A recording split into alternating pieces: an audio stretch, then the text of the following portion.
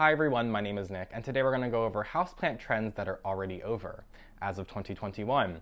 So it's no secret that houseplants have become very trendy as of last year, 2020, around the beginning of the coronavirus pandemic. However, houseplant trends have existed for a very long time. Although in this video, I'm going to be focusing specifically on trends from the last couple of years because that's what's most relevant. So let's go ahead and get started. The first one I want to talk about today is like the OG it plant of the new wave of houseplant enthusiasts, and that is the Pilea peperomioides. Now, I just want to point out that if you have just gotten into houseplants as of the coronavirus pandemic, you probably see Pilea peperomioides in your local houseplant stores. It probably sells for like $5 to $10 for a 4-inch pot, and it just sits there amongst the other common plants, the pothos, the snake plants, the heartleaf philodendrons, and you probably don't pay that much mind to it. But that was a completely different scenario just a couple years ago. I'd say this plant really started to become very popular around like 2015, 2016, and it was like the hottest plant of all time around that time. It was not easy to get your hands on. This was something that was not cultivated in the United States. So it's something that was readily cultivated overseas, I believe in Europe. However, it's just something that wasn't available in the United States. And people in the United States would see this plant on Instagram. I think a lot of like IKEA even used it in its catalogs like back in those years. And it was just that houseplant that you would see it, but you couldn't get it. That has changed, of course, since then, but what happened was this plant started to be brought over to the United States, and because this plant is known for being a plant that is ridiculously easy to propagate, it very, very soon became widespread. So now pretty much all plant purveyors are selling this plant for pennies. Like I said, they cost pretty much the same price as a pothos or a snake plant. So nowadays, it's really just the it plant of yesteryear. I think this is a plant that we can hopefully take a lesson on as far as how plant trends work, specifically because as of lately, plant trends are totally blown out of proportion. But this is one that really was just a one-of-a-kind, the it plant. Like no one else cared about any other plant it's seen back in those days except for the Pilea peperomioides. And I just remember when this started being sold in the Philadelphia area, which is probably just around like 2018. So really not that long ago in the grand scheme of things. And by that time, 4-inch pots were still going for like $30, $40. Mind you, back in like 2015, 2016, a plant this size was probably selling for like $50, $60 and was also very difficult to get your hands on. But it's just showing how times change and how trends and fads work. So something to, I guess, look forward for other plants that are very hot right now. Cough, cough, variegated monstera, cough, cough. But there is another plant that I want to talk about before I go too far in that was also could be considered a lesser it plant than the Pilea peperomioides, but definitely one that was still very popular at the time that has really fallen off quite a bit since then. And that is the Ficus lyrata, or the fiddle-leaf fig. So the Ficus lyrata is known for its large, beautiful leaves, and it's really a statement plant. A lot of people want to move into their new home and get a big, beautiful tree. They call it a standard form, but it's like the ones with like the trunk, and then it's all the tree up here, and it's just what you think of when you think of like a houseplant tree. And it makes a statement. It's why people wanted the fiddle-leaf fig in their home. But I think it took a lot of trial and error for people to realize that the fiddle-leaf fig is not really an excellent houseplant. Of course, can you grow a fiddle-leaf fig? Absolutely. It does require a lot of light, so it wants to be near a window. And it's something that really needs to acclimate to your home. So those trees that are grown in the greenhouse to look perfect in a statement piece are really not applicable houseplants for most homes. If people were going to get a fiddle-leaf fig, I would recommend starting off with a small bush, like a 10-inch pot, just like the bush form, that can lose a couple leaves at the bottom and it's not really going to affect its appearance, and then grow up over time into a beautiful houseplant. But that's not what people want. People wanted these trees, and they learned from their mistakes, spending $350 on a big, beautiful tree and having it basically fall apart into nothing. I'm sure it's heartbreaking. I haven't done it myself, and I have learned from others not to do it. But I remember back in like 2015, 2016, that fiddle-leaf figs were hot. They were very, very popular. I remember walking into a greenhouse or garden center in my area and seeing a little 4-inch pot of fiddle-leaf fig. I had never seen that before. I've only seen them ridiculously priced for like over $100 in 10-inch pots. So I went ahead and purchased the little fiddle-leaf fig, and I think it made its last debut on my YouTube channel in my Plants I Do Not Like video, where I had absolutely fried it to pieces and underwatered it, and I just literally tossed it in the garbage. Forgive me after filming that video, but it's just really not the houseplant for me. There are other ficus that I really like growing. Ficus elastica, the variegated versions, are extremely showy houseplants and I think are very easy to grow. But like I was saying, what I think is most important with ficus is to remember that they really do need to acclimate to your home. So when you bring them into your home, chances are a couple of those lower leaves are going to turn yellow and fall off. So it's a plant where I would say do not purchase it looking as you want it to look, because it's not going to look like that for very long. And everyone's learning. Back when I was working at the houseplant store, fiddly fig was something that the people above me at the houseplant store told me not to purchase because it was something that wasn't selling. I would get big, beautiful trees or columns from Florida when I would order, and they would just sit in the plant store because I think people learned their lesson too much. And then when people would buy them, they would just call and complain that their houseplant was dying, which isn't my problem by any means, but it was still something kind of annoying to hear. So yeah, that's about it. All I have to say about that wonderful houseplant. But moving on to this one right here. So this is a really lovely houseplant actually. So this is Zamioculcas zamiofolia raven, or the raven ZZ plant, which is just even more commonly referred to as the black-leaved ZZ plant. And this is a phenomenon for a houseplant. Seeing these dark black leaves, they're very gothic. I apologize, I'm sure there's a little bit of dust on mine. I just pulled it out of the display that it was in.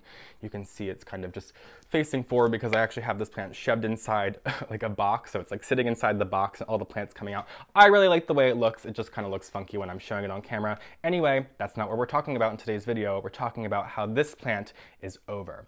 The ZZ Raven a couple years ago was another one of those houseplants that was just like so hot. Similar to the Pilea peperomioides, it was one that was just not available in the United States. A lot of people were ordering it overseas, and if they were getting it in the United States, they were spending top dollar on it. Nowadays, this little 4-inch pot of ZZ Raven is probably worth about $8 to $10.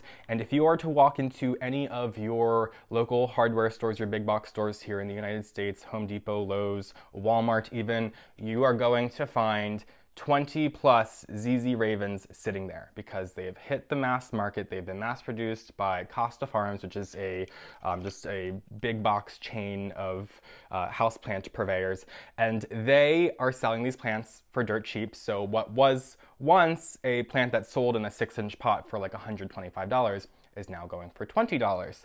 And something happened with that which makes people not really want it anymore, because I walk into every hardware store these days and there's always just a sea of ZZ Ravens that nobody wants. And I'm not sure if seeing them there like in mass quantity makes people want them less or something. I don't know, because I know there's a lot of other plants in that trending tropicals houseplant line that are very popular, and people will show up in minutes to clear out from what I see on the internet. But the ZZ Raven is unfortunately just not one of those ones anymore, which is certainly fortunate enough for everybody who wants to get their hands on this plant, because now it's just no longer a hot commodity. But I feel like it's something that a lot of sellers are probably just like, ugh, about, because now the plant isn't worth what it used to be worth. Someone would have to be really uninformed to want to spend top dollar on these plants nowadays. This is a plant that followed the exact fate of the Pilea peperomioides. And once again, we can really learn a lot from it. So stay tuned.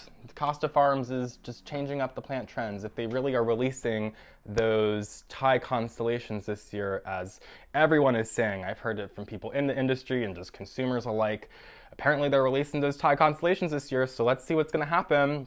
That's pretty exciting, I would say. So another one that I have to talk about today, pardon me, this one is just a nightmare to hold, so hopefully it's not hitting my microphone. So this is a Philodendron brandy, and this plant is out. This plant is just not hot anymore. Nobody cares about the Philodendron brandy.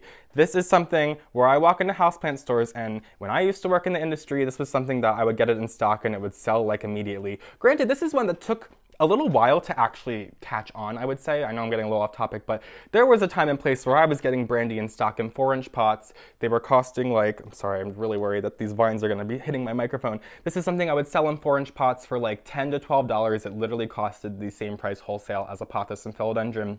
And then something happened, I guess with the whole coronavirus pandemic, where this plant just became hot, hot, hot. And they were selling out in minutes. People were lining up at the door in the morning to come in and buy my brandies. I had to put a limit on them. I would do that with all of the popular houseplants, 1 per person, because people would want to buy multiple so that they could resell them online, specifically at the beginning when I was selling them for so cheap. But the price just kept going up and up and up. And by the time I left the houseplant store, the price was not anywhere that I was happy with, because these plants were really just worth nothing to me. And Nowadays, just like the ZZ Ravens at the big box stores, I walk into small business houseplant stores and they just have seas of Philodendron BRANDTIANUMs. They're just not selling anymore. So I don't know if the price has gone too high or they're just too readily available like the ZZ Ravens, but it seems that the bubble has popped for Philodendron BRANDTIANUM. So if this is a plant you're looking to get, I think now is the time. I really think it's taken a very, very quick nosedive as it seems, but I don't think the price has come down yet, unfortunately, which is why I think that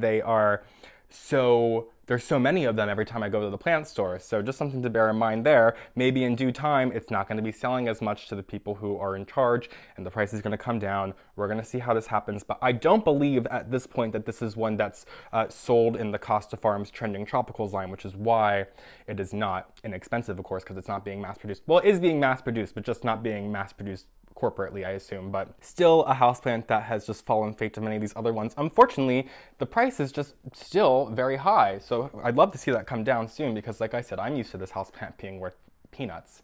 So it's just another trend that's gone the way of the wind. And the last one I want to talk about today is probably the quickest trend of all time that has existed in the houseplant world, and I'm sure a lot of you guys have heard me complain enough about this houseplant, but it is the Philodendron Birkin. This plant is as out as it was in. It was just a lightning flash of a houseplant. I remember there was one moment where this houseplant was sold very sporadically online for over $100, and it was like getting really popular.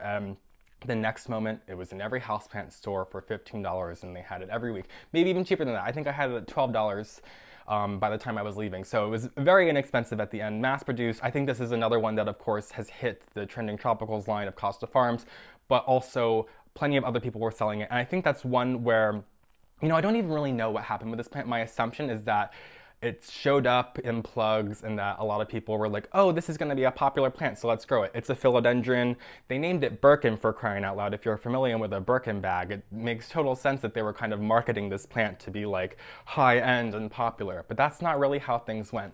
In my own opinion, I don't like the plant at all. I think it looks like a mix of a philodendron Congo and a canna lily, which are like the two most boring plants to me, just because I worked in the houseplant industry. But if it floats your boat, that's all fine and dandy. It's just not my cup of tea.